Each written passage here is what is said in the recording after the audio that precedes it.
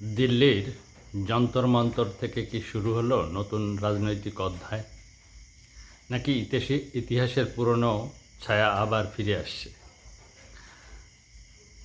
দিল্লির যন্তর মন্তরে সিজেপি এর প্রথম বড় কর্মসূচি শান্তিপূর্ণভাবে শেষ হয়েছে, কিন্তু প্রশ্ন হলো, এটি কি শুধুই একটি ছাত্র যুব আন্দোলন, নাকি ভারতের রাজনীতির আরও বড় কোনো পরিবর্তনের সূচনা?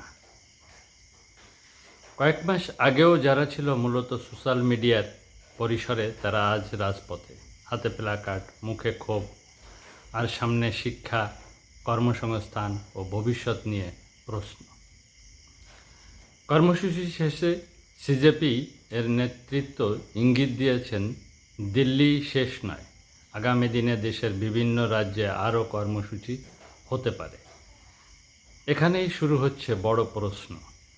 বিশ্ব রাজনীতির ইতিহাসে বহুবার দেখা গেছে তরুণদের বাস্তব ক্ষোভকে কেন্দ্র করে আন্দোলনের জন্ম হয়েছে।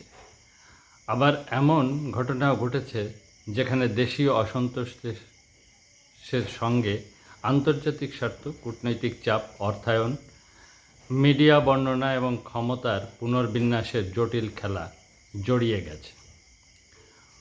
1973 সালে চিলি নির্বাচিত সরকারের বিরুদ্ধে অসন্তোষ, অর্থনৈতিক সংকট, রাজনৈতিক মেরুকরণ সব মিলিয়ে এক অস্থির পরিস্থিতি তৈরি হয়েছিল। পরে ইতিহাসবিদরা বহু বছর ধরে বিতর্ক করেছেন আভ্যন্তরীণ সংকটের পাশাপাশি বহিরাগত শক্তির ভূমিকা কতটা ছিল। গুয়াতেমালার ঘটনাও একই প্রশ্ন উত্থাপন করে, জনগণের অসন্তোষ কি একা কাজ করেছিল, নাকি আন্তর্জাতিক ভূরাজনীতির অদৃশ্য হাত সেই অসন্তোষকে অন্যদিকে ঠেলে দিয়েছিল? আজ ভারতের প্রেক্ষাপটে সেই ইতিহাসের পুনরাবৃত্তি ঘটছে এমন দাবি করার মতো কোনো প্রমাণ নেই, কিন্তু প্রশ্ন তোলা কি অযৌক্তিক? যখন একটি নতুন সংগঠন অল্প সময়ে কোটি কোটি মানুষের নজরে আসে, যখন যুব সমাজের হতাশা রাজনৈতিক ভাষা পেতে শুরু করে, যখন প্রচলিত রাজনৈতিক দলগুলোর বাইরে নতুন শক্তির উত্থান দেখা যায়, তখন স্বাভাবিকভাবেই বিশ্লেষকরা ইতিহাসের উদাহরণ খোঁজেন। ভারতের মতো একটি বৃহৎ ও কৌশলগত রাষ্ট্রে যখন কোনো বড় সামাজিক আন্দোলন শুধু আভ্যন্তরীণ রাজনীতির বিষয় নয়, আন্তর্জাতিক পর্যবেক্ষক, বিনিয়োগকারী, কূটনৈতিক মহল এবং বৈশ্বিক শক্তিগুলো তা গভীরভাবে পর্যবেক্ষণ করে।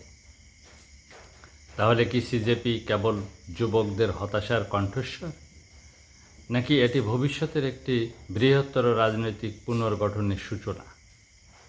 নাকি ইতিহাসের বহু পুরনো কৌশল, যেখানে অসন্তোষ, সামাজিক মাধ্যম, জনমত, আন্তর্জাতিক আগ্রহ এবং ক্ষমতার ভারসাম্য এক জায়গায় এসে মিশে যায়, তারই নতুন সংস্করণ?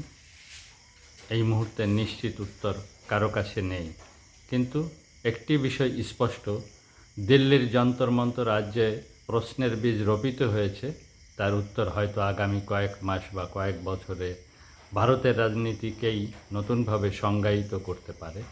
আর ইতিহাস আমাদের শেখায়, অনেক বড় পরিবর্তন শুরু হয়েছিল এমন কিছু সমাবেশ দিয়ে, যেগুলোকে প্রথম দিনে খুব কম মানুষই গুরুত্ব দিয়েছিল। তো ধন্যবাদ সুপ্রিয় দর্শক শ্রোতা, ভালো লাগলে ভিডিওটি শেয়ার করে দিবেন এবং সাবস্ক্রাইব করে পাশে থাকার অনুরোধ রইল। মালিক পরশা, জয় জয়।